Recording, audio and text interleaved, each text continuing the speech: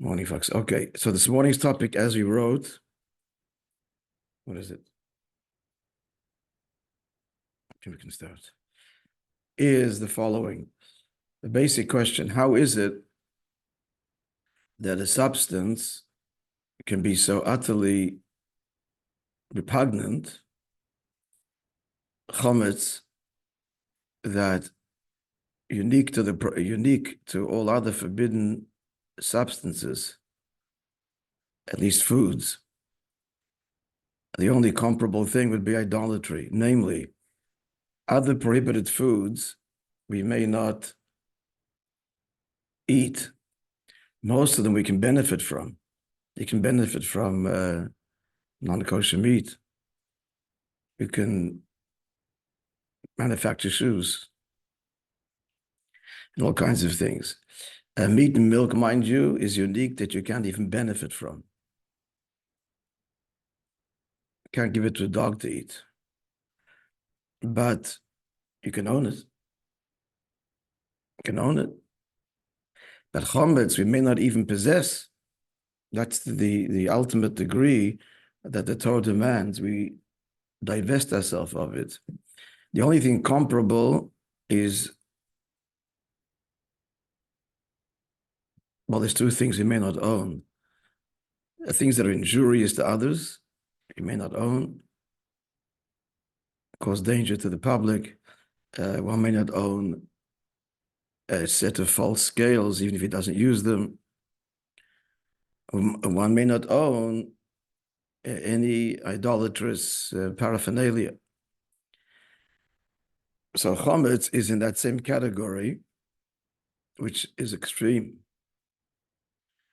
So the question is, how is something that is that extremely to be rejected, zero tolerance for chometz, then becomes permissible? Not only has it become permissible, but the difference between chometz and not chometz essentially it's the same ingredients.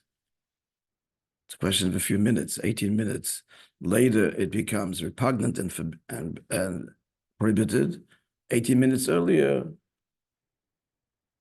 matzah, and it's obligatory on Pesach. How does this happen? How can something be for 7 days utterly rejected, and then it is part of our lives thereafter? Permissible. Not only is it permissible, it's obligatory. Chometz is obligatory.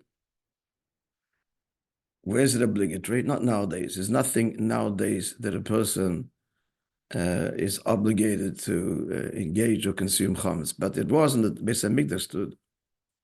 When the Beis HaMikdash stood, so Shavuos, which is the culminating holiday of Pesach, the whole purpose of Pesach is to receive the Torah.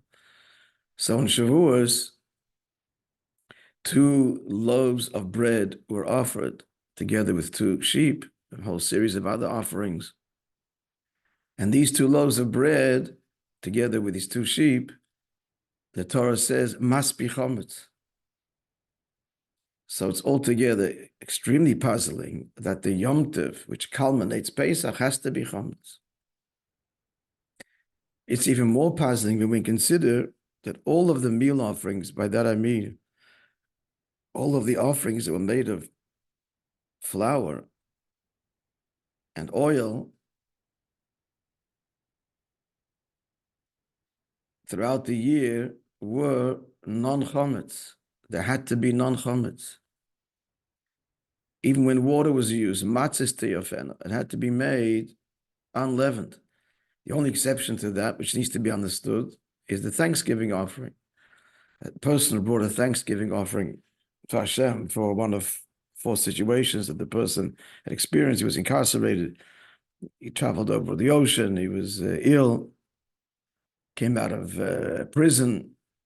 So such a person has to bring a Thanksgiving offering. A woman that gave birth is part of that category.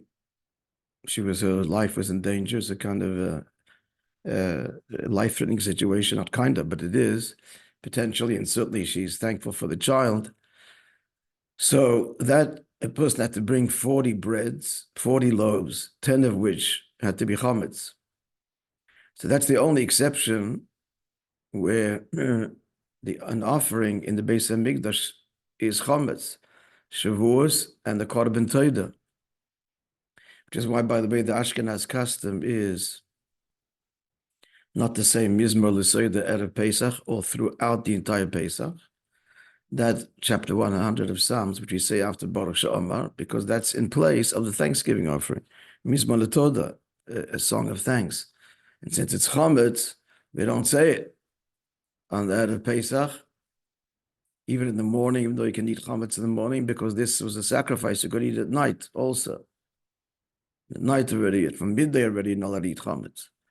So we don't say Mizmor L'Seidah, of course, not throughout the entire Pesach, also not Erev Yom Kippur, not because it's Chometz, but because it's eaten at night.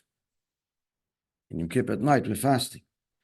At any rate, so the only exceptions where Chometz, where an offering is Chometz, is Shavuos and the Thanksgiving offering.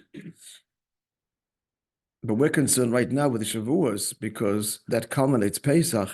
And if you had to think of any offering that would not be Chometz, it would be the one that completes Pesach, and yet Dafka is Chometz. So you have to understand that.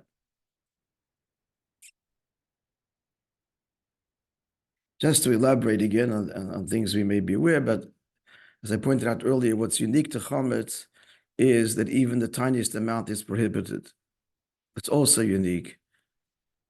And all of the other cases cited above, most of them, if there's a small amount that's nullified, no longer identified, it's no longer considered significant, except for idolatry, something of idolatry, unless it completely changes form. If it changes form, mind you, if idolatry is renounced, Chometz is worse than idolatry, because if an object of idolatry is renounced by the Gentile worshiper, then it can be used, it's permissible. I remember when we were in Chometz, some of you go back to those days. So we bought, the shul bought pews from a church. So there was a whole process. You couldn't just buy it from a church. It had to be renounced, ownership renounced, and the whole relationship to the. It was a whole process of renunciation was required on behalf of the owners before we could use it. Now, Chometz is no such thing. There's no leeway of somebody renouncing it. You renouncing your Chometz, I can use it. Doesn't help. So as we think further, Chometz is even more. The laws of Chometz are stricter, even the laws of idolatry, of items of idolatry.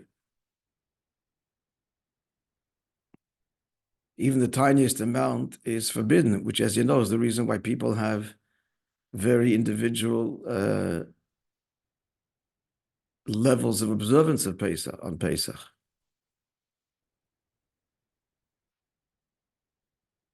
In my home, virtually there's nothing in the house that's produced commercially except for the matzah and the wine.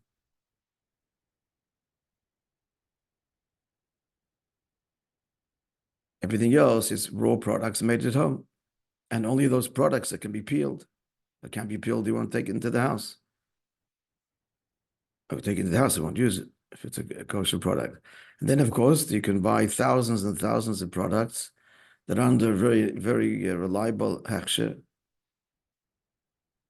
and no problem. That's because why won't I take such products and use them, even though I'll eat it in the restaurant under the same hechsher during the year?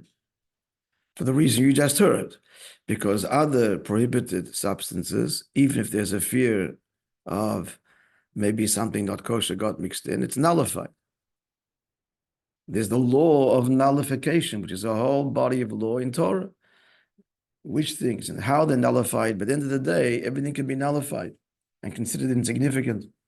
That law does not apply to Chometz. There's no law of nullification. So therefore, to what degree again are you going to go to make sure there's no Chometz? It's very personal, and there's the nth degree. No, So to the nth degree, which is why even Chabad, no chassid eats in anybody else's home, and no one's offended, because everybody has a different level. And if there's a bris in Chabad on Pesach, so what do they serve? Serve wine, bananas, matzah, wine, matzah, bananas, and oranges, because they can easily be peeled. That's it. That's the whole fare. Nothing cooked. No one's eating anything cooked from anybody else's kitchen. It could be more than mine, could be less than mine, but no one is examining. No one's insulted. It's understood. And the reason, again, is because when it comes to Chometz, it's zero tolerance. And that's the reason also, which is part of our question we're going to get to, the reason why in the Hasidic community, notably in Chabad, we go to great lengths to make sure the chametz does not get wet, the matzah doesn't get wet. There's no knedlach, no matzah bowl soup, nothing of the kind. And the reason is because of the following fear. And that is, how long does it take for flour and water to become chametz? Takes 18 minutes. However, if the flour and the water has already been baked partially and then impeded, it stopped. It's partially baked. And then it gets wet, how long does it take to become chametz? Immediately. No, that's the thing. Become immediately. If it's already baked into a dough, but not fully, then, thank you, then it is immediate. So listen to the fear. Why won't we get the matzah wet? For the fear that in the matzah, there's a bit of dough that didn't bake fully. And that gets wet, becomes chametz right away. So we go to great lengths. I mean, I had a teacher that there was no matzah brought into the room where you ate the rest of the meal. The matzah, you ate there, door open, you came back, there's no matzah at the table. I guess for the Seder, there's no food on the table at that point when they ate matzah. They cleaned it. I wasn't in his house, but I know he went to great lengths. That's the reason why our matzahs are so thin. The original matzahs were not so thin. The Yemenite matzahs, if I understand, they're pliable. They look similar to even our pitas, chas v'shalom, not like pita. Pita is 100% chometz. It's made in such a way that it's not. It's fully baked, etc. In 18 minutes, everything. But some of them were they're described as being thick. That's right. That's what the 12 loaves brought every Shabbos, which is why we have braided loaves at our table. They're blocks thick. You're right, and they were not chometz. Why do we make the matzah so thin? For this fear. For this fear, then it's that thick. There's a possibility the oven has to be really hot. It's a whole art that the dough be baked fully. So to avoid that, they make it thin, it's not the original matzah, as you point out correctly in the Beis HaMikdash, the non-chometz breads were thick and heavy. So it's a very little chance they're so thin. It's a little chance. But though I should tell you, when the matzah folds over, when he rolls it, it's possible that a bit of matzah folds, and that's thicker than the rest of the matzah, and it can happen that inside there. So actually, when they pack the matzah to sell, there's a person inspecting. Any matzah where there's a fold is not. Sometimes it slips in, make tens of thousands of matzahs. So you also inspect when I take my matzahs, open the box, if any little folds, discard it. So the chances are, if you're already choosing your matzah, it's thin, it's baked. The chances of this, if it gets wet, it's remote. Yet it's observed because, again, when it comes to chometz, it's zero tolerance. So so we have two questions. The one we just asked, that night, pizza is okay. All right. It's not only that chometz is permissible.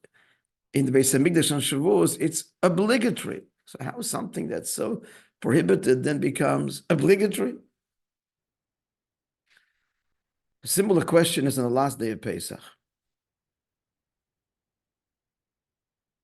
On the last day of Pesach, even Chassidim, and especially Chassidim, make the point of dipping the matzah in liquid. Achna Pesach. We have kneidlach, matzah bowls. Mind you, they're made after it's a very late meal at night because she only makes them after the 7th day is over. So the matzah bowls are made only at 9 o'clock at night. But you make a point. Now, why are we doing this? So some people, yeah, our 7th day, when the 7th Shmish Pesach is over, in Israel, they don't have matzah bowls, Chabad, on Pesach, period. It's only 7 days. It's only on the 8th day. Then Mashiach Suda is on the 7th day. But they continue it into the 8th day. So the question is, why are we doing it on the 8th day? So some people wrongly suggest, as you're saying now, that since there's no 8 days in Israel, and we only keep an extra day Yom Tov, why do we keep an extra day Yom Tov? Why do we have 2 days Yom Tov? 2 days the first days, 2 days the second days, 2 days Shavuos, 2 days Sukkot. Israel, it's one. Rosh Hashanah is only time they also have 2, but because originally, what? That's right. The diaspora didn't know. They didn't know, right? Did the previous month have 29 days or 30 days? There's only 2 possibilities. So out of doubt, they kept 2 days, 15 days from when? Sukkot is the 15th day of the first day. When was the first day of the month?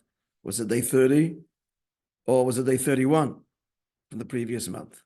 Did the previous month, because the cycle of the moon is 29 and a half and a fraction days, which means a month will have either 29 or 30. 6 and 6 balances out to oversimplify a very complex subject. But you don't know. And if it's cloudy, then by default, it's going to be a 30-day month. But they don't know what happened in Jerusalem. So originally they used to get the message through fires, but then it was corrupted. So they sent messengers, and it took more than 2 weeks to get to the furthest point. And Pesach is exactly 2 weeks after Rosh Chodesh. And so is Sukkot. So when's Pesach? When's? So they didn't know. So we keep minhag aviseinu b'yadeinu. We keep that tradition, even though our calendars are fixed. You look in the calendar, you know, day 1 of Pesach. That's the 15th day of the month. Fixed, not arbitrarily, based on the astronomical calculations, and it goes back now more than 1,000 years, well over 1,000 years, 1,500 years. So why do we do it? Because our ancestors in the diaspora kept 2 days, so we continue to do, even though there's no doubt whatsoever. So some people wrongly suggest, okay, so since the 8th day of Pesach is really not Pesach, we only keep it because out of doubt, so then we're lenient. That's not the answer. Because Chassidus explains that the reason we keep 2 days is not simply keeping a tradition of our forefathers. Judaism is not a traditional, it's not nothing, not a, Judaism is not about tradition. There's nothing we do in Judaism because of tradition. Nothing. With apologies to Fiddler on the Roof and the song Tradition. Tradition, it's a beautiful song, I love it, but it's nonsense. We don't keep anything out of tradition. We keep it because it's now. It's a living relationship with a living God now, and it's God's commanding it now, and it's a connection now, and it's even deeper now than the original. It's a famous teaching of the Arizal. This is one of the great revolutions of Kabbalah that the Arizal revealed, that we're not keeping things because. That started the process. It happens again. It is because. What happened then happens again spiritually, the same divine forces again each year, even deeper than the original year. Can you imagine? The divine revelation, the miracles, the energies, whatever we're celebrating is because it's happening in the present tense now. Nothing is done because it happened then. It's because it's now. It's on this same day that it happens ever deeper. Therefore, so why are we keeping, therefore, their tradition? Because in the diaspora, we need 2 days. The Holy Land, 1 day of Yom Tov is enough to absorb its message and be lifted. But in diaspora, we need like a double inoculation. You need a double injection. Like they were saying, I'm sure it's all going to be, most of it exposed. It's already starting. The injections that people are having for COVID, that's the first one, the second one, third one, the fourth one. But here's a spiritually valid reason to have a second inoculation. So when we don't treat Achon Pesach lightly, on the contrary, we need it. So the question is, why are we dipping on the last day of Pesach? What happened to the stringency and the fear? Now, some people say, and there's truth to this, that there's an element of this. We want to show that it's only a custom, it's not a law. And those Jews who have matzah balls and dip, there's no transgression whatsoever, it's 100% halacha. So it's to show achdut. So it's a nice answer, and there's truth to it, but still not satisfactory, because why the last day? Why the last day? Pick another day. And again, Why not eat it at your friend's house during Pesach? Or go to your friend's house. That gets iffy because, but yeah, okay, we'll accept that. So yeah, if that's the point, so eat at your friend. But so the truth is, we're not lax on anything. So we've got to go a little bit deeper. What's going on? So it's two questions which are the same. Why is it that Shavuos, which culminates Pesach, is dafka Chometz? And how is it that the culminating day of Pesach, Chometz, all of a sudden we're dropping our guard? We're not so strict. It's the culminating day. In the light of Chassidus, as Pesach progresses, it gets higher and higher and higher. Shvisha Pesach is the crossing of the Red Sea, and Achon Pesach is a taste of Mashiach. So the taste of Mashiach, that's when you drop your guard. That's when you compromise a little bit on your standards. Same question. On the contrary, I'm making a new twist to our question now. That since Achon Pesach is a taste of Mashiach, which itself is a whole discussion. That's a relatively recent appreciation. From the Tzemach Tzedek, from the Baal Shem Tov, it doesn't go back that very far. But the fact is, you can see it in the Haftorah. The Haftorah of the last day of Pesach, an extraordinary Haftorah description of Mashiach, and the wolf will lie down with the lamb, and peace in the world, and godliness revealed in the world, and we'll thank God for all the suffering. An extraordinary Haftorah. So if it's the culmination, for sure we should be the strictest then. So it's the same kind of question. Clear? Gewalt, it's already 5 to 9. Okay. So we'll begin the answer this week, and we'll continue Be'ez Hashem. The answer is concepts which you're all familiar with. I'm just really reiterating things we all know here, maybe adding nuances and some detail that you may not be aware of. And that is as follows.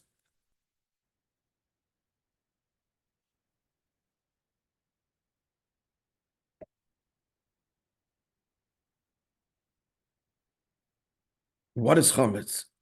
Yeah, Chometz and matzah, it's the same ingredients. Again, it's a question of 18 minutes. It's flour and water. Now, Chometz which rises, as you all know, represents the ego, the self, in my opinion. Self-assertion. It rises, it inflates, right? Matzah, by contrast, it's also the self. It's the same ingredients, but self-abnegation. Matzah lies flat, doesn't rise. Receiver, listener, no opinion. Literally, it's like a satellite dish. It's flat.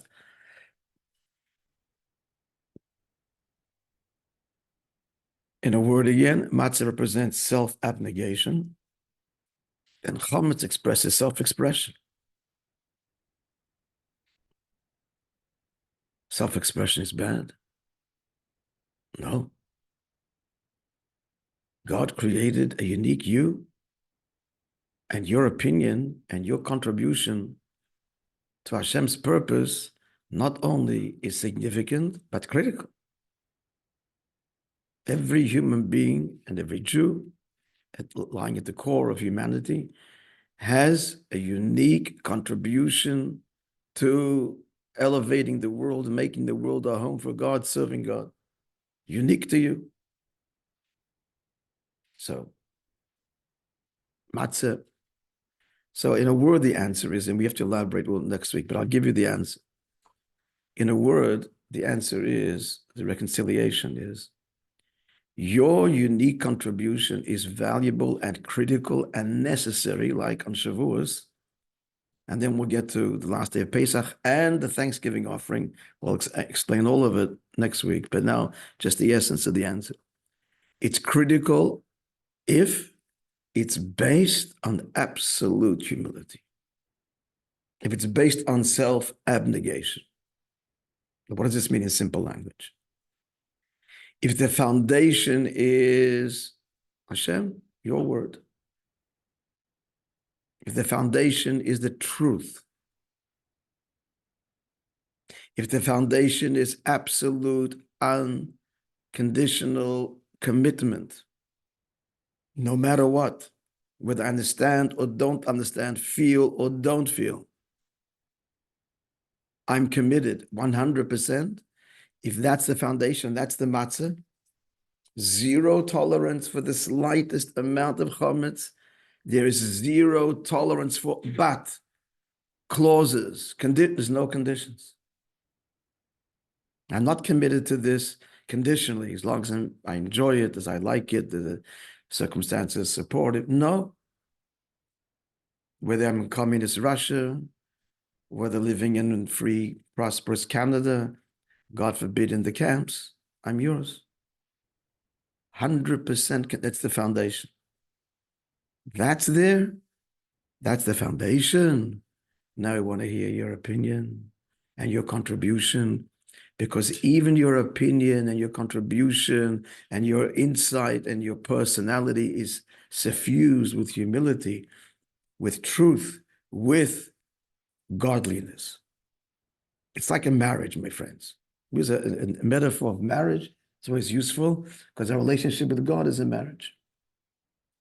The foundation of marriage has to be commitment. It's 100% commitment, not 99.365 4 days out of the year, I'm yours. This is one day. Not even, God forbid, a minute. And if it's not 100%, then there's nothing. Nothing. There's no marriage. There's no commitment, nothing. It's you and nobody else. I'm in the mood. I like you right now. I don't like you. You make me. No matter what's going on the conscious level of mind and heart, the commitment must be unwavering, no matter what. That's the foundation. Built on that, you engage each other and experience each other and feel and contribute and grow. On this, you build an emotional, intellectual, physical, sensual, every component of the human being. You engaged with each other and enjoy with each other and experience with each other and grow with each other. All of those things are critical to the marriage. She doesn't want to marry a robot.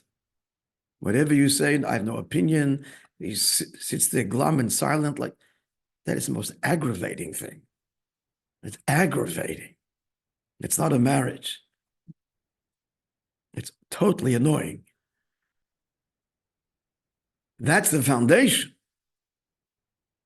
But then on this, you build engagement and experience and opinion and all of the expressions of the heart, joy and laughter and etc. and all the whole gamut of the human experience are shared together with their inevitable ups and downs.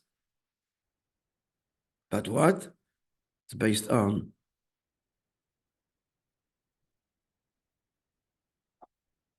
proper foundation. So you're already getting a sense. That's the matzah. 7 days, which is a whole week, whole creation, the 7 emotions of the heart. purged of all personal agenda, purged, total commitment, and then on this, we reintroduce the ego, and the ego grows from here. It's a healthy ego. It's a beautiful ego, an opinion that is welcome and necessary, and etc. And I want to hear your voice. Hashmini es koilech. Why? Because it's based on the emes. Now, I'll give you an example of this in another area of life. But did you mention the corpins, the wild animals, and the birds, kosher birds? You have to cover with blood Yeah. because there's some elements of It's not built on sacrifice. They're not offerings. So there the blood's got to be covered. Similar idea. Yeah. Because the foundation there is not korban. They're not fit to bring offerings. A similar model is the following model Chassidus explains. When a teacher, a master, is going to teach a new concept to students, if the student, no matter how, the professor, the student, if what he's getting is a new concept, like in, for example, Einstein is teaching E equals mc squared, which few people in the world begin to understand. So when he's teaching that the first time, and the physicists, the world's eminent physicists are sitting in the lecture room. They're all geniuses and brilliant Nobel Prize winners. If they're sitting there with, I know physics, now I'm going to hear something to build on my knowledge, they get zero. They get nothing of what he's saying. And if they do, they'll get a corrupted form. It's not what he's saying at all. They have to come in completely empty. Completely empty. There's any vestige that I understand physics, and I'm going to fit this into the way I understand, you're out. The quantum physics is a radically new way of understanding. That's right. So child learning, it's a clean blank. So you have to come in childlike. This is not easy. This is not easy because I know so much. And what you know is legitimate also. But this is a new level. It gets in the way. And Pesach is a new level. We'll get to it next week, we'll elaborate. It's a new level that we need to break out of. So I've mentioned this, like how did people sit by the Rebbe's Farbrengen, 5-6 hour Farbrengen or longer sometimes on a Shabbos or Yom Tov, in all day especially, and remember it all. You have to have a good IQ, a raw IQ, but that's not the main thing. The main thing, blank. And in the Farbrengens, there was nuance and new insights, novel insights constantly. So if I know this already, you're not going to get it. So the genius of these people, which requires work, is to put all previous conceptions aside and come in like that, like it's like a child. Then you're able to absorb and absorb and absorb.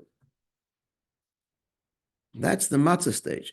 But once you got it, now you've got to express it, apply it with your creativity and your uniqueness and bring that message to the world. That's the Chometz. And it's critical. You got the essence, you got the truth and your revelation, share it.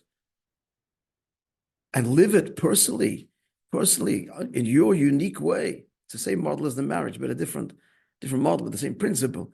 Live this truth, internalize it, express it, articulate it, write an essay in your language, your way, and share it in your way. Someone's learning a piece of music, training, you have to learn all the great masterpieces first before they can go and experience writing their own music and writing their own compositions. Similar. So while you're learning the great pieces, you're already playing with it. You're not getting you have no foundation to begin. All right, friends, we'll stop here, but we'll continue with further analogies and then answer.